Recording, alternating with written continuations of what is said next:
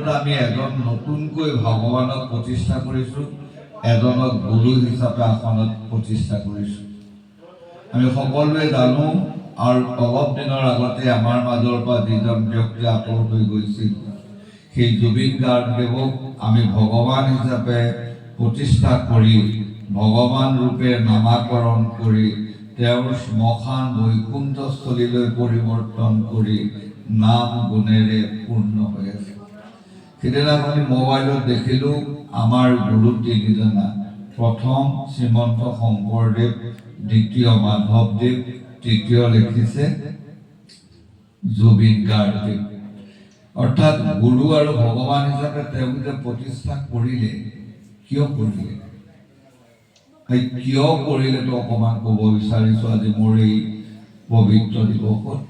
তাৰ লগতে যেতিয়া প্ৰথম শ্ৰদ্ধাঞ্জলি জনাবলৈ আমি আয়ুষ ফাৰ্মাচী স্কুলত গৈছিলোঁ, তেতিয়া কৈছিল যে তেখেতে কৈ গৈছে যে মোৰ অন্তিম অৱস্থাৰ পিছত সকলোৱে মায়াবিনী এই গীতটোৰ মাধ্যমেদি মোক শ্ৰদ্ধা নিবেদন কৰিব। তেতিয়া মই চাইছিলোঁ মায়াবিনী এই গীতটোৰ মাজত কিয় তেওঁ তেনেধৰণেৰে সমাজলৈ আহ্বান জনাই গ'ল। মই তাত দেখিছিলোঁ এজন মানুহে যেতিয়া আধ্যাত্মিক জ্ঞানেৰে জ্ঞানৱন্ত হয়, এজন মানুহ যেতিয়া ৰাইজৰ সেৱাত ব্ৰতী হয়, তেতিয়া তেওঁ সমাজৰ উজ্জ্বল জ্যোতিষ্কৰূপে প্ৰতিষ্ঠিত হয়। মই সেই মায়াবিনী গীতটোত চকু ফুৰাওঁতে মই দেখা পাইছিলোঁ, মায়াবিনী ৰাতিৰ বুকুত দেখা পালোঁ তোমাৰ ছবি, ধৰা দিলা গোপনে আহি হিয়াৰ কোণত। মই ব্যাখ্যা বৰ বেছি নকৰোঁ, মূল অৰ্থটোৱে ক'ম। মায়াবিনী ৰাতিৰ বুকুত, ৰাতি হ'ল অন্ধকাৰ, মায়া হ'ল এই সংসাৰখনক আবদ্ধ কৰি থকা যিটো সত্তা, যাক মায়া আদি কৰি যত সমস্ত জগত জড় বুলি মাধৱ পুৰুষে ঘোষাত লিখিছে। অৰ্থাৎ একমাত্ৰ চৈতন্যৰ ব্যতিৰেকে মায়াৰ পৰা আৰম্ভ কৰি সকলোবিলাক জড়। গতিকে মায়াবিনী ৰাতিৰ বুকুত দেখা পালোঁ তোমাৰ ছবি। কাৰ ছবি দেখা পালে? যিজনে এই গোটেই বিশ্ব ব্ৰহ্মাণ্ড পৰিচালিত কৰিছে, যাক মাধৱ পুৰুষে শংকৰ পুৰুষে লিখিছে সমস্ত ভূতত ব্যাপী আছো মই হৰি, সবাকো জানিবা তুমি বিষ্ণু বুদ্ধি কৰি। সকলোৰে হীৰাত যিটো বস্তু আছে, ভাগৱতত উল্লেখ কৰিছে ভগৱান বাসুদেৱো হি সৰ্ব জীৱে অৱস্থিত। ভগৱান শ্ৰীহৰি সকলো জীৱত অৱস্থিত। গীতাত উল্লেখ কৰিছে ভগৱান কৃষ্ণদেৱে নিজে ঈশ্বৰ সৰ্বভূতানাং হৃদদেশে অৰ্জুন তিষ্ঠতি। হৃদদেশে, হৃদয়ত মই বৰ্তি থাকোঁ। সেইকাৰণে সেই সকলোৰে হৃদয়ত থকা আত্মাৰূপী কৃষ্ণক দেখা পালোঁ তোমাৰ ছবি। অৰ্থাৎ ভগৱানৰ ছবি আধ্যাত্মিক জ্ঞানৰ মাজেদি তেওঁ দেখা পালোঁ। ধৰা দিলা গোপনে আহি হিয়াৰ কোণত। তেওঁ জেগাডোখৰো স্পষ্টকৈ কৈছে, মোৰ হিয়াৰ কোণত তুমি আহি দেখা দিলা। মই এই মায়াৰ সংসাৰত উটি উৰি ঘূৰি ফুৰোঁতে মোৰ জীৱনৰ যাক পালে জীৱই পূৰ্ণতা লাভ কৰে, সেই তুমি হে প্ৰভু, যাক কোনোবাই আল্লাহ, যাক কোনোবাই গড, কোনোবাই আত্মা, কোনোবাই পৰমাত্মা বুলি সম্বোধন কৰে, সেই পৰম সত্তাই তুমি আহি মোক দেখা দিলা। তুমি যে মোৰ শুকান মনত নিয়ৰৰ চেঁচা টোপাল। আমি এটোপাল পানী পালে যেনেকৈ সজীৱ হওঁ, সেই মায়াৰ সংসাৰত ঘূৰি ফুৰা জুবিন গাৰ্গেও তেওঁক দেখা পোৱাৰ লগে লগে এটোপাল চেঁচা নিয়ৰৰ টোপাল নিচিনাকৈ জীৱনৰ সাৰ্থকতা ঘূৰাই পালে ভগৱত দৰ্শনৰ মাজেদি।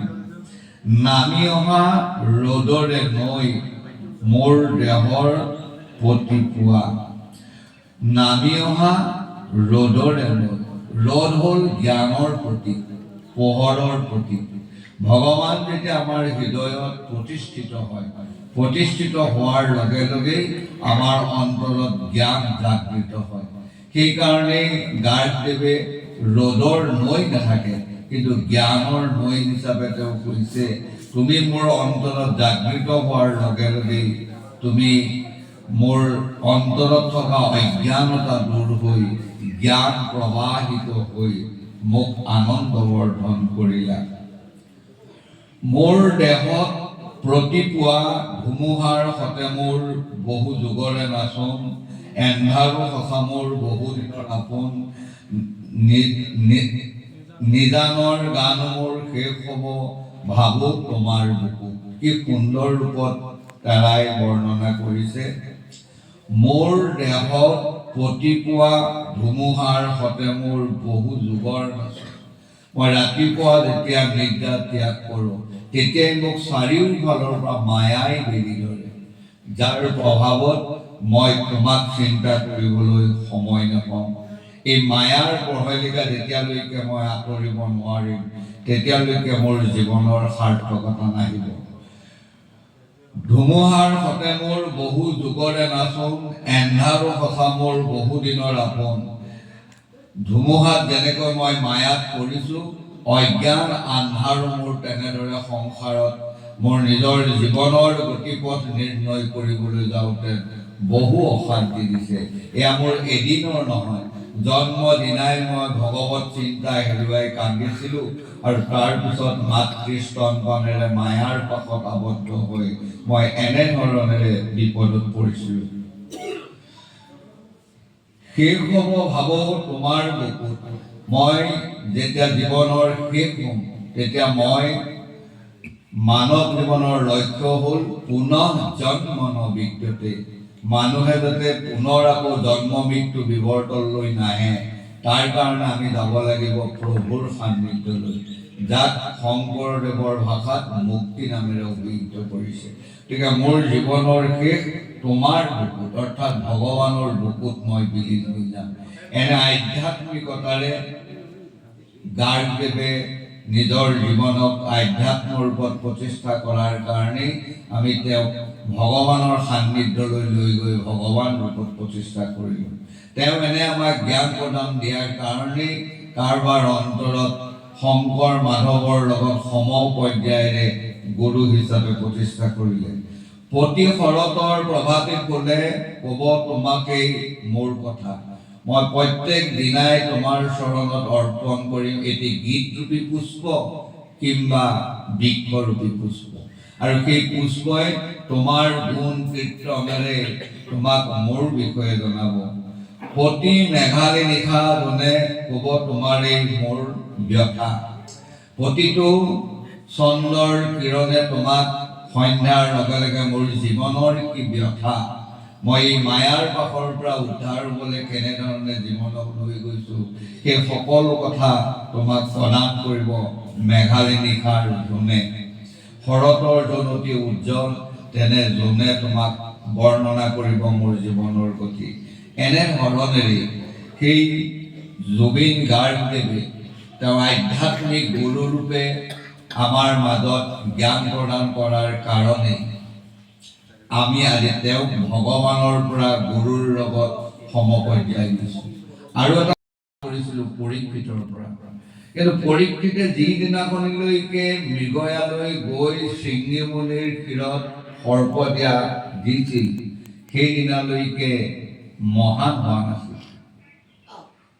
পৰীক্ষিত সেইদিনাখনিহে মহান হৈছিল, যিদিনাখনি তেওঁ আৰু 7 দিন জীয়াই থাকিব বুলি গম পোৱাৰ পিছত মৃত্যুমুখী মানৱৰ কৰণীয় কি, এই বুলি প্ৰশ্ন কৰিছিল। তেওঁৰ নিজৰ কাৰণে নকৈ মৃত্যুমুখী মানৱৰ কৰণীয় কি বুলি শোকক প্ৰশ্ন কৰাত সুখদেৱ জাগৃত হৈছিল, যে তুমি নিজৰ কথা নকৈ মানৱ জীৱনৰ কাৰণে তুমি ক'লা। যেতিয়া মানৱে লোকৰ কাৰণে কাম কৰে, তেতিয়াই সেই মানৱ মহান মানৱলৈ পৰিৱৰ্তন হয়। সেইকাৰণে জুবিন গাৰ্গে ডেইলি 10 লাখৰ পৰা 8 লাখ টকা ঘটাৰ পিছত সমস্ত টকা সেই মানৱৰূপী ভগৱানৰ চৰণত অৰ্পণ কৰিছিল। যাৰ কাৰণে মানৱ সেৱাই ঈশ্বৰ সেৱা বুলি ধৰাৰ কাৰণে তেওঁক আমি আজি এনে স্থানত প্ৰতিষ্ঠা কৰিছোঁ। গতিকে মানৱ জীৱন এজোপা বৃক্ষৰ নিচিনা। বৃক্ষই যেনেকৈ সমস্ত বস্তু দান দিও সি সৰ্বশ্ৰেষ্ঠ হৈ থাকে, তেনেকে পৰোপকাৰায় ফলন্তি বৃক্ষা পৰোপকাৰায় বহন্তি নদ্যা পৰোপকাৰায় বহন্তি দুগ্ধা পৰোপকাৰায় ইদং শৰীৰম। এই